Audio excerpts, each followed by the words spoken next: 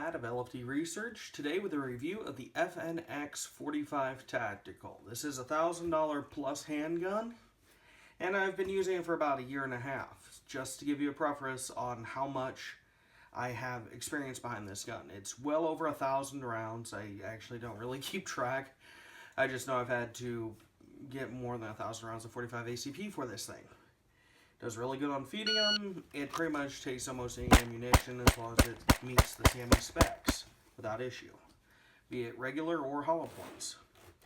Now to get started, this bag here, this is the actual case the gun comes in when you purchase it, which is really a nice case. It's very durable. And for the price, it really does need to come in something really nice like this.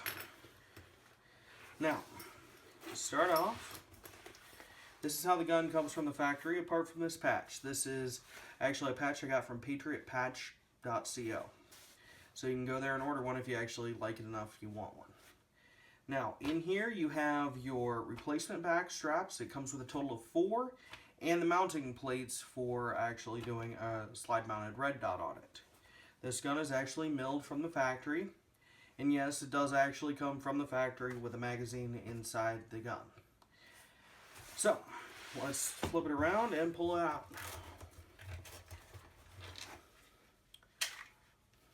Empty mag well, empty chamber. Now, this gun is a hammer fire, as you can see. It is both a double, so double, and single action. Now, it also, the safety lever, so up is safe, the center is fire, and then if you pull down on it, it's a decocker.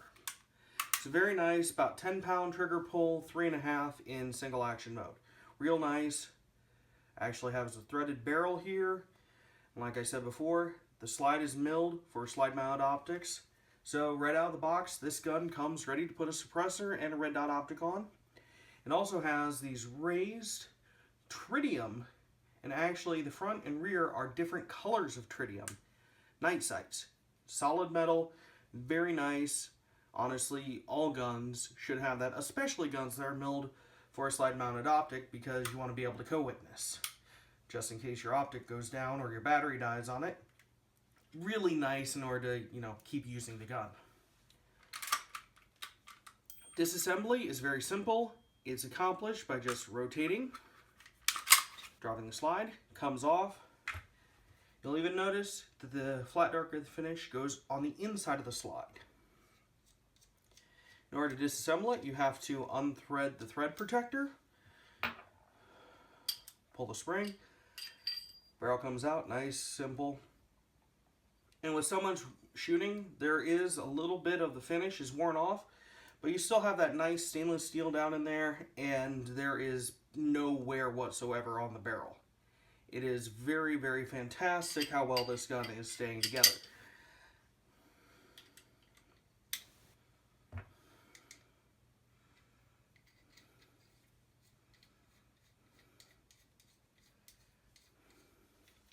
I will admit this gun, though, is very, very top heavy. 99% of the weight is right here in this slide. And of course, this color, the slide shows all the dirt that possibly gets on it. But still, really nice, and it looks slick. It just really does. Now, let's take a look at the actual different interchangeable back straps. Right now, I just have one where it's these lines across, matches the front. But you can also, this is a very aggressive stippling here. There are two different widths of back straps for the gun. Now, of the two different widths, you have a standard stippling, or you just have this lined stippling. And they swap out just by pushing in a little spring made out of plastic here, slides down, the next one slides it back on. Easy peasy, very simple. The rest of what's in here are just little plastic cases for the mountings for the slide mounted red dot. Little tools to actually interface with the screws. Really simple, not really much to write home about. Of course, the gun comes with the mandatory lock. I haven't even actually taken that out.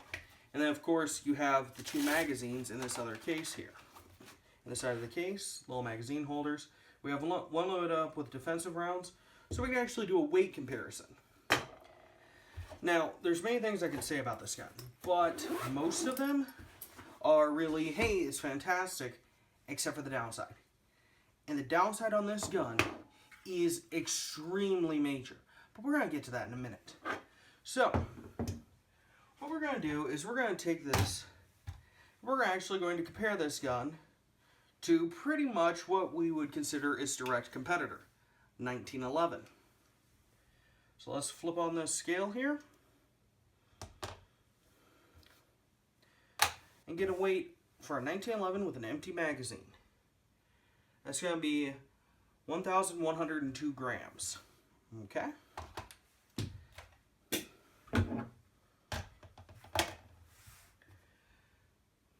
Now, the FNX, completely empty, no slide mount optic, none of it, with an empty magazine, is actually 938 grams. Okay, so it's lighter. Now, let's do a more direct comparison. What are these guns like compared loaded? So, we have the 1911 here again, still cleared. And we have one magazine of 7 rounds of 230 grain ball. That's going to weigh in at 1,249 grams. Now let's do the FNX 45 Tactical. Now this magazine, 15 rounds, 1,245 grams. That's pretty much the same weight.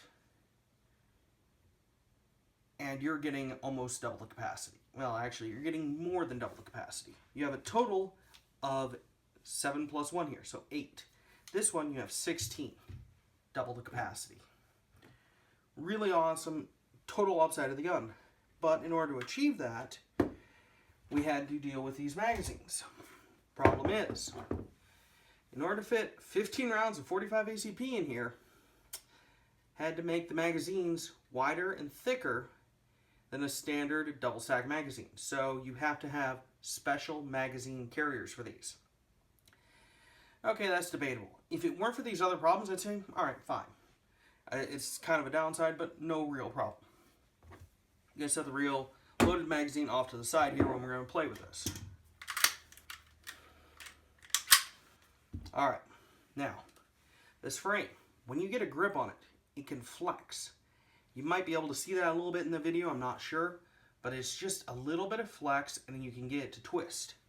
So if you have, let's say, you just shot to slide lock and you're out with an extended position, you hit the mag release. The gun isn't releasing. Okay, you might say, hey, that's unrealistic. You hit it with your offhand. All right, fine. Use my on hand. And as you can see there, it's a little bit. And you'll actually see in some footage, me and my friend Matt, we're out in the winter here in Iowa. And this frame shrunk so much, there was a ton of friction just inserting the mags. Not to mention when you have a bind situation, like right here. So I have a little bit of force on the mag. And right now, what's happening is, there's a little bit of rearward force. And it's got a bind in there. So the magazine, no matter how much force I insert, will not go all the way into the gun.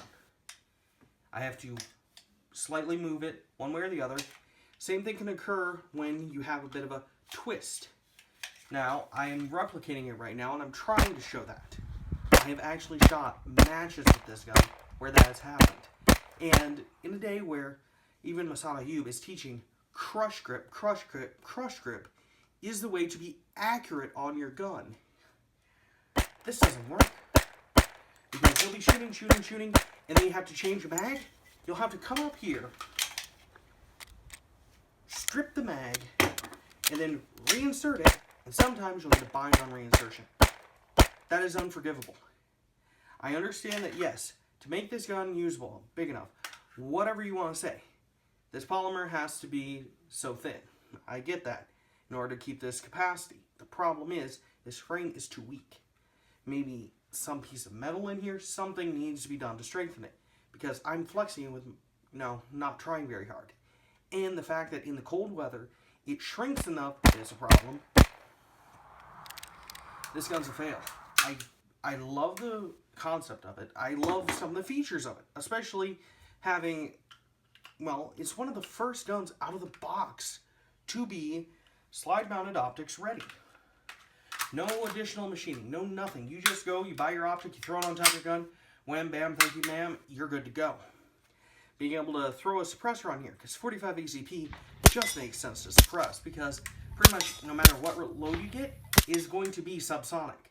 Very simple, very beautiful, but the frame on this gun has absolutely killed it. That's why I give this gun a 6 out of 10, because of the failings of the frame and the fact that you can't insert magazines or remove magazines from the gun without issues a decent portion of the time. And I will even say on this one, I actually have a little bit of play here in the magazine release. So since it's ambidextrous, I have a button on both sides of the gun, which that's another beautiful feature of the gun. All controls except for the takedown lever are on both sides of the gun. And you really don't need to have two takedown levers. But the buttons will push forward and back with a little bit of play. And if you, say, have a good grip and your finger, like mine here, is pushing back on the magazine, it can increase the chances of the jam. When you go to insert the mag, it's less likely to go in fully if you just have enough grip that's accidentally pushing back on that. Am I saying I'm trying to do that? No. Because I've done it in competition, trying to do it on the timer, and it just went wrong. To wrap up, this gun, for being $1,200, it has some upsides, it has some downsides.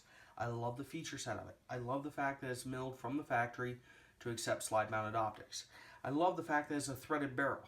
A 5 inches threaded barrel, this thing is extremely accurate. It's really fun to shoot. And the fact that it's completely ambidextrous, I can hand it to anyone and they can shoot it, no matter if they're a lefty or a righty. Even if they're a new shooter. If they're a left-handed new shooter, I can give them this gun and they can use the controls naturally. However works best for them. That's fantastic. The problems come in. This frame. It is so weak that when you have issues removing or inserting mags because of a grip on the gun or the temperature of the area you're in, this absolutely kills the gun. I've seen videos of this frame being able to flex like Gumby and actually get the sidewalls to almost touch each other.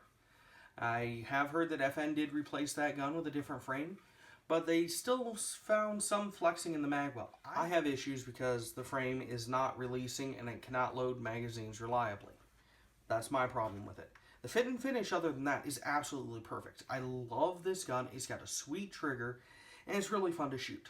But I have to say, this gun is a no-go because of the frame issues. If they ever fix the frame issues, go get this gun. It is fantastic in all other regards. But since you cannot count on it, it is nothing more than an extremely expensive range toy. Thanks for watching. Have a nice day.